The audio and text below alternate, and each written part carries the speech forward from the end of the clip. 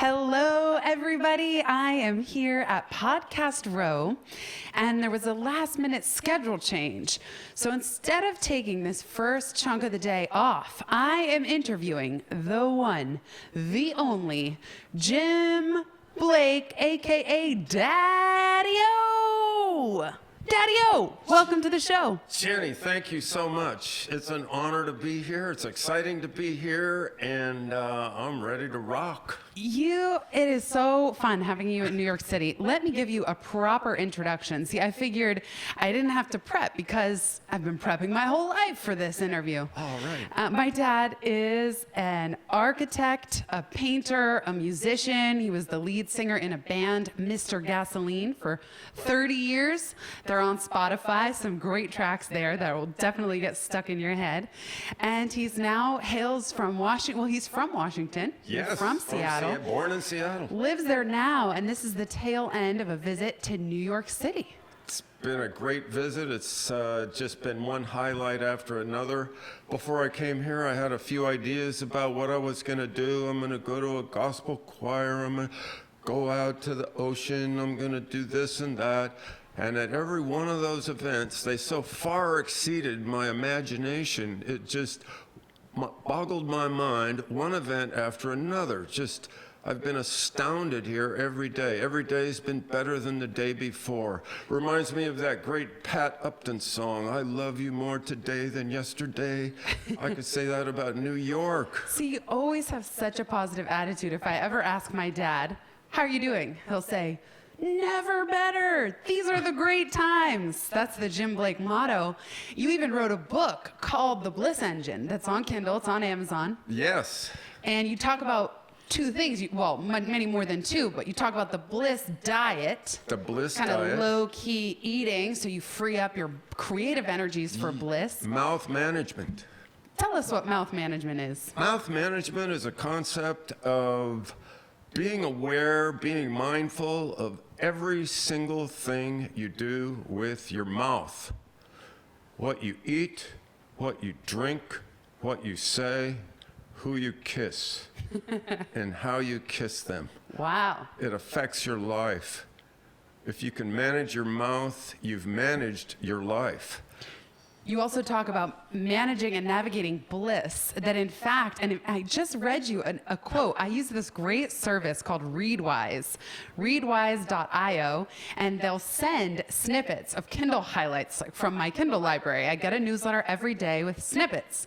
And while you were here in New York visiting, I got one from the Bliss Engine that was about casting your bliss net and not to make the holes too big, not to only go for big bliss items. Yes. I'd love for you to tell us about that, casting your bliss net, but also this notion of managing bliss and our capacity for bliss, as well as knowing about the bliss crash. Wow, those are great questions. The bliss net, the idea is that every one of us has an idea of what will make us happy, what will make us happier, what will fulfill us. Some people buy a lottery ticket every day at the corner grocery store with the idea that when I win the lottery, I'm going to be happy. Well, that's a net with a very large opening. You need a very, very large event for your net to capture that lottery victory. Whereas if your net has much smaller openings in it, a much finer net, you're going to catch all the little things. On your walk to that grocery store, you might have passed a beautiful rose bush, or seen a wonderful little dog in a yard, or seen a squirrel, or heard a bird sing. And if all those make you feel happy, then you're happy already. You don't have to win the lottery. That's true. You said in the quote, go for the plankton. Yeah, Don't go just for go the for plankton. the tuna. And that brings up the idea of respect for little things, respect for little ideas. Everything that we value, everything we can see, has a beginning as something invisible or something very, very tiny. A redwood tree began from a grain of pollen that could get trapped in your nose and make you sneeze. So part of living is finding small things to nurture, finding small things in your own life that you can nurture into larger things.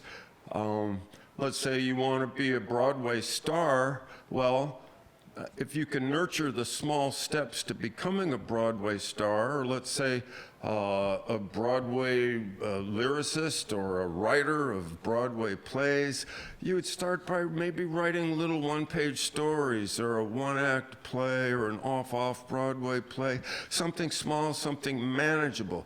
So the idea of plankton is to have small things that grow into big things. Don't expect the big things immediately. For one thing, you lose out on a lot of the fun that's to be had from managing small things and appreciating them on a daily basis. So the idea is to appreciate the small things, the things that are available to you. I love that. You've always been so encouraging. It's one of the things I feel luckiest, and one of the big privileges of my life is that you've always been extremely encouraging of anything I wanted to do. And if I even told you I want to be president of the United States, I have this feeling that in your mind, you would think that that's 100% possible. Absolutely. Without question. It's really a gift to have that kind of encouragement, and it's not just words. I get the feeling you really believe it. And I'm wondering how you developed that mindset. One of the most powerful parts of the Bliss engine is you talk about your childhood, and that you had a very chaotic childhood. Very chaotic. Chaotic family life. You moved a lot. Maybe wasn't it 14 times in one school year? Well, I went to 16 different grade schools before 10th grade. You even wrote a memoir about the age, when you were age 10. Age 10, yeah. 300 pages of memoir of 1 year of 5th grade. So how do you go from having such a sort of chaotic upbringing, it was you and your 3 sisters, and I don't know, leaving the house, and then, because some people in those circumstances might feel a little lost or down on themselves or unsure about how to navigate their life without having real structure on the home front. And how did you become such an optimistic, cheerful guy, appreciating all the little bliss moments throughout every day? That's a great question. I think the beauty of the chaos I experienced as a child, from my earliest memories to the day I graduated from high school, the day I left home, is that at the time, maybe half of those experiences were dark, chaotic, confusing. The other half were fine. I'm learning new things. I'm meeting new kids. I'm having these experiences in Australia and all around the United States. I'm learning what a Southern accent is as an 11-year-old. I live in southern Idaho in the desert. I live in the mountains of the Cascades where it snows 500 inches every winter. But as I get older, the chaos trained me so wonderfully for what it's like to be an adult in America, that it's like winning the lottery every day. Oh my God, well, being an adult in America is schizoid, it's chaotic, it's enough to drive you crazy, and I'm so well prepared for that. So I just feel like my background and all the chaos of my childhood was a wonderful training for life in America. But you channeled that chaos, because even still, I think you could have easily gotten addicted to something or gotten into drugs, or, many people with a similar background to yours wouldn't have really landed on their feet so well. And I know art and the creative process has been a huge part of that. Yes. But what was that kernel within you to transform your experience and have you say, wow, I'm so well prepared for the world, instead of feeling the opposite? Well, number one, I think the biggest reason was that I grew up in a household that was plagued by people with substance issues. So I could see the destructive effect of alcohol, various prescription drugs, and this and that right in front of me every day. It was making people unhappy. I came of age during the height of the hippie movement. All of my peer group were experimenting with drugs. I just said, no, thank you. I've been there. I've done that for the last 10 years. I don't want to go there. I don't want to drink anything. In the Army, I don't want to go out and drink beer with the guys. I've seen beer. I don't want beer. I have my passions, my art, my drawing. I'm addicted to that. I'm going to do that every day. I'm addicted to adrenaline, exercise, running, working out. I feel great on these addictions that I have. They appear to be healthy addictions, and they're serving me well. I can stay away from all the crap that wrecks your health. My dad turns 70 this year. I hope it's okay that I just said that on the podcast. Yeah, that's great. I love being 70. And he walks 6 miles every night? 6 miles. And then are you still doing the 16 milers every now and then? Not too often Okay. now. I used to walk 18 miles a day for Wow. 3 years in Nashville, channeling my muses and writing song lyrics on those walks. I'd walk from my house that was way to hell and gone out Murfreesboro Road to the center of Music Row in the heart of Nashville, to the Nashville Songwriters Association. So lots of exercise. Talk about a pivot.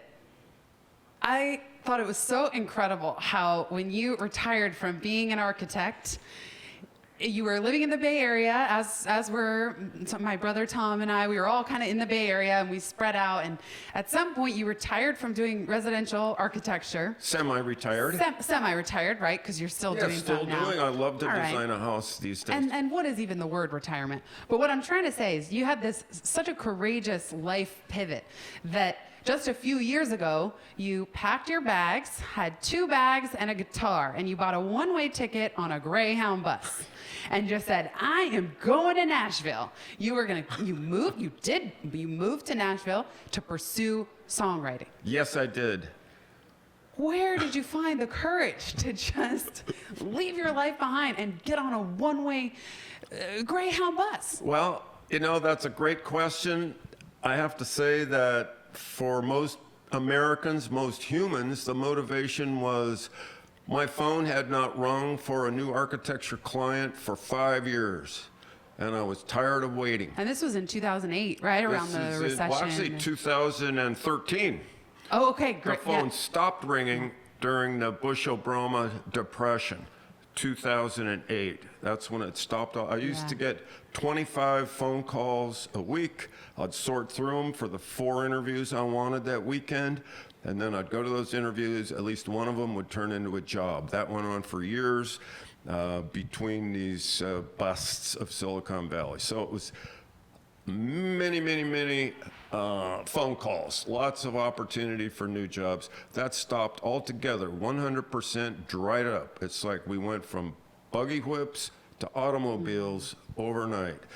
And after 5 years of just struggling with this idea that I'm an architect trying to drum up business, I just said, screw it. I have this passion for songwriting. I've recorded 3 albums of original songs. I have a 33-song catalog. I've been dealing with people in Nashville for the last 20 years. I know roughly how the system works. I'm going to go to Nashville and get my songs covered by some A-list country singers. So like 40,000 other fools every year, I took off for Nashville. Cool. To make money in the songwriting industry. So I bought my ticket and took off for Music City. While teaching yourself guitar every day. I mean, you're so dedicated. It was really cool to see. I think something I really admire is you never stop learning. My dad sent me the other day 100-page, an envelope, a dad pack, P-A-K, of 100 pages on Heidegger, the German philosopher. And Hegel, he wrestles with these greats every day. And you even make a point to read books that you don't necessarily like, but that are part of the canon. Right, I want Right? to be able to say, I've heard the names Husserl, Heidegger, and Hegel. I call them the 3H Club since I was in high school, and I've never read anything by these great godfathers of Western philosophy. So about 2 years ago, I decided to read the magnum opus of each of these major Western philosophers. Started with Husserl. His magnum opus was 400 pages called Ideas. I read it. I was able to read, this is a translation from German into English. I'm reading English at 2.5 to 3 pages a day in an hour. So in an hour, I could read 3 pages. It took me like 4 months to read Husserl. I took 220 pages of notes on Husserl. The beauty of reading these impenetrable philosophy books is that my mind wanders, and then I can write down whatever thoughts I'm thinking as I'm wandering. And then I usually get at least one good Facebook post out of a morning of reading. Your Facebook is great. I'm jumping around a little bit, but one thing you mentioned about Nashville is you would record songs from the Muses. Yes. And I know that the Muses were right on your shoulder Yes. when you were in Nashville, that you were getting songs as downloads practically every day. You would 4 or go on your 5. walks, 4 or 5. You'd have to stop walking. Yes. My dad always has index cards and pens in his shirt pocket. You're a true architect. You've always got a note card handy. Yeah. But the Muses were so prominent when you were in Nashville. I find that very interesting. And I'm wondering, even now in Washington, you've spread out across this beautiful house. You have painting and art supplies in every room for different types of art making. How do you build a relationship with your muse, or muses, plural? Yes. What do you do when they're gone? And what do you think are the ingredients that get the muses to just rain down creativity? That's a great question. That's probably the most important question in all of the arts. It's important to a sculptor, a painter, a dancer, a writer, a singer, anybody that depends on creative energy for their work. Must have access to their muse or muses. Do you think we have one or more than one? Or a muse in chief? I think I have more than one. I think I have an architecture muse, a song muse, a painting muse, unless there's one like genius muse out there that comes down in these various forms. But I think it's almost like a multiple personality muse that sends this information down to me. I think having access to that requires having a clear mind, avoiding alcohol. One shot of whiskey or one beer will completely block a muse access to me. One sip of wine, all of a sudden, boom, brain fog. Yes. We're back to mouth management. Mouth management is vital muses. to allowing your muses space on your shoulder. You want them on your shoulder speaking to you, right there at your ear. And then as they're speaking, as I get older, my memory gets shorter, so I have to reach for my pen quicker. I look for a telephone pole quicker to lean against to write down the lyric that popped into my head. When I'm painting, it's a little bit simpler. Another thing about muses is that if you're working, it opens the door to the muse to visit you. Your muse sees, oh, Jim's working. I'm going to go down and visit. Yes. They love to see you at work. If you're writing a novel, show up in the morning. You can be sitting there rewriting instead of being very creative, and the muse will see that you're at work, and he or she, I think it's a she for me, comes down and starts speaking. So after an hour of rewriting, not very creative, here comes the muse. That middle hour in a 3-hour session is very productive, creative. The muse is speaking, I'm writing, everything's flowing. I'm in a flow state. And then she gets tired after an hour and takes off, and then I rewrite something I wrote the previous day. So an hour of warm-up, an hour of the muse interaction, and then an hour of cleanup, and then I go do something else. I love it. I love how you talked about just going to work, just showing up, and that invites that the muses like seeing you already at work. One thing I really respect about your creative process is you're very prolific. You show up every single day for reading, writing, thinking, painting, songwriting, guitar playing. And my dad has a beautiful portfolio. You can see it at jimblake.co. I'll put this in the show notes. I also really admire your persistence. So I remember we'll have conversations about a painting you're working on, and it gets real hairy. And there are points where you hate the painting. And I don't want to, maybe that's too strong because you love all your it's a good word. paintings. Yeah. But you have to wrestle with it, and you have to solve it. And there are times where the painting feels like you're ready to rip it in half and throw it away. Yes. And you, more than anyone I know, find a way to push through that feeling that you want to just trash the whole thing. Yes. How do you do that? You know, one key to that is realizing that, number one, the very first of all, a blank canvas is a beautiful thing. Why do anything? It's beautiful just the way it is. My God, it's white, it's square, it's rectangular, there's nothing there. Modern art, white canvas. Malevich, the white square. It's beautiful.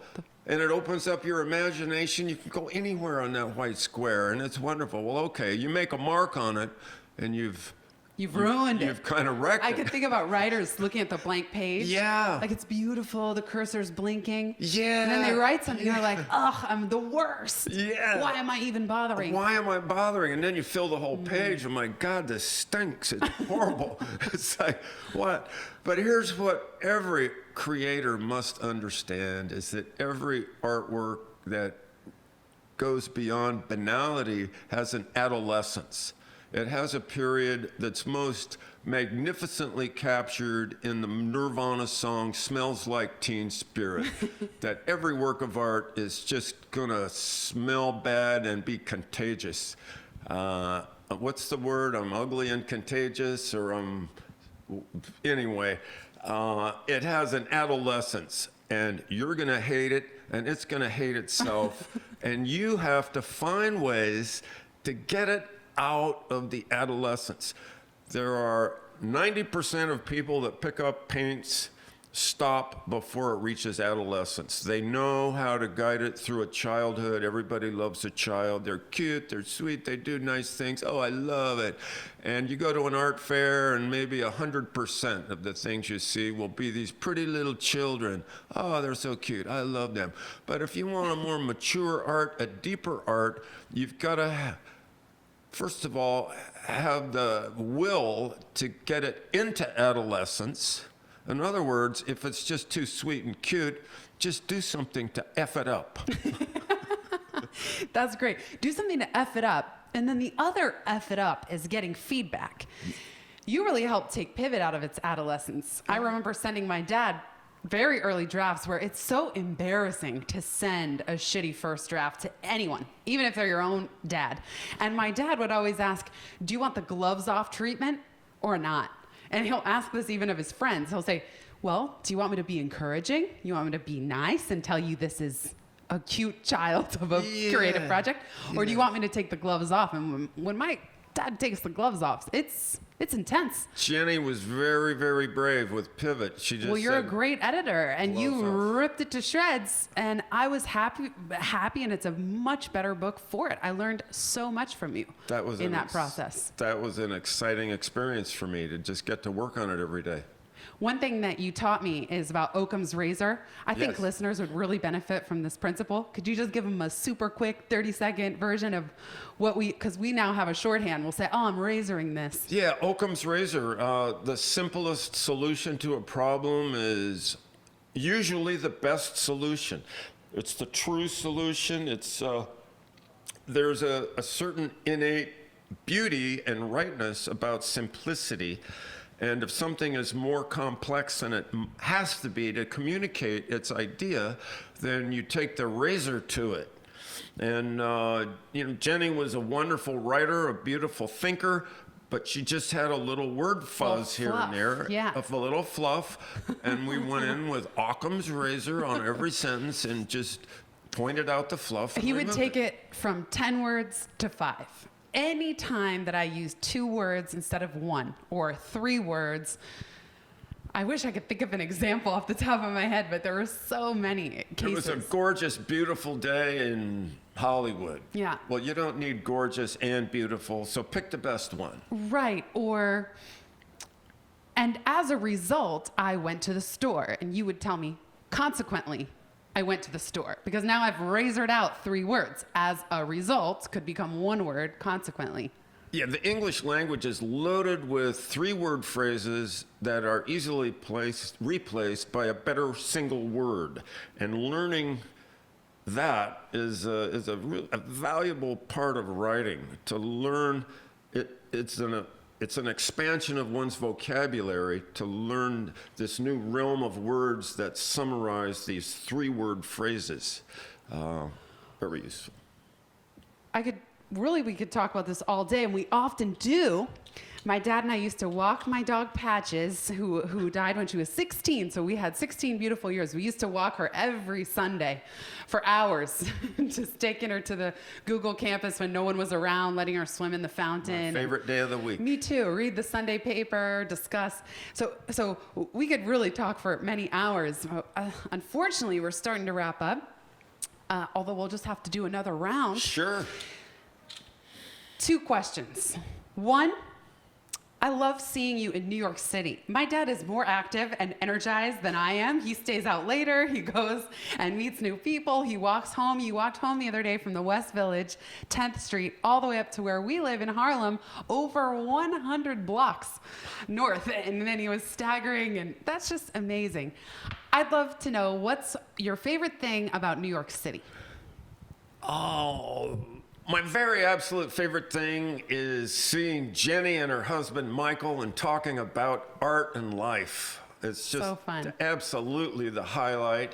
I love seeing you and Michael just geek out over all things art and painting and music. It's really special. Jenny's husband Michael is a brilliant man, a great painter, an exciting omnivorous mind.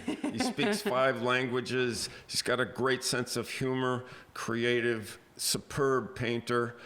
We talked for a half an hour yesterday about our favorite illustrators of the 1960s. I mean, what son-in-law could do that with this artist father-in-law? That's true. I know. It's really special. Yeah, a real treasure. So that would be the highlight, just the family interactions. As far as outside events, I saw a group called Sing Harlem. Yeah, gospel brunch. Which cafe was that? Well, at Ginny's Supper Club. Downstairs of the Red Rooster. Downstairs of the Red Rooster. We saw a gospel choir that dislodged Iggy Pop from my all-time favorite live music of my entire life. I had tears flowing down my face halfway through the first song, and they didn't let up till the show was over. It was truly incredible. Don't miss a chance to see this group in Harlem. They perform every Sunday. Yes, it was so powerful. Wonderful. Another highlight was the Jersey Shore. It was the finest surf I've ever Shout out swum to in. Ann, my New York City angel. And what word did we teach you? It's 2 words. Never. Perfect. And that's special to you, Ann, because I know she'll be listening. And I got a chance to meet Frank Sinatra's cousin, Johnny Sinatra, and had a fabulous 1-hour conversation with this 90-year-old former Broadway star. So that was just That's New York for you, that you don't even realize. And the next thing you know, you're meeting Sinatra's cousin in Jersey. In Jersey. Okay, I said I had 2 more questions. So the second one, this is a big birthday year, 70. Oh, yeah. There are so many things I want to know. Like, can you give listeners, what's one nugget of wisdom that you've collected in the last decade that you want to share with listeners? The last decade, that's a great question, and it ties directly into Jenny's book, Pivot. Great product placement. See, that's how you know you have your dad on the podcast. Which is, get your stuff together before you take a great leap. I've heard all my adult life, take a leap, go for it, follow your bliss, follow your happiness, and money will follow. Do it, just do it. Well, I can't use vulgar words here, but bullshit to that. you've got to prepare before you take a great leap as an adult in this culture in the United States of America, or you're going to end up on your butt. So pilot, Yeah. look around, prepare, get your bank account in order. Yeah. Get your Small experiments. Get your small experiments going and get your act together before you take that great leap to Nashville. Or you'll I love it. You'll end. Well, we just heard James Altucher get interviewed at lunch, and it made me laugh. He said a lot of people pick their passion and then later they try to monetize it. And he said, well, you could just as easily pick something that's going to make you money and then enjoyitize it later. That was so funny. That's great. And what are you most looking forward to in this next decade? The next decade, I'm looking forward to my granddaughters, Zoe and Kira, growing up. I'm looking forward to seeing Jenny and Tom find new avenues for their happiness and fulfillment. I've been trying for the last 40 years to discover a new direction in painting. I think painting is still a great aspect of contemporary art. It's not dead, it's alive and well. And I'm looking for a new swerve on contemporary painting. I want to invent something. Yes. Well, I can't wait.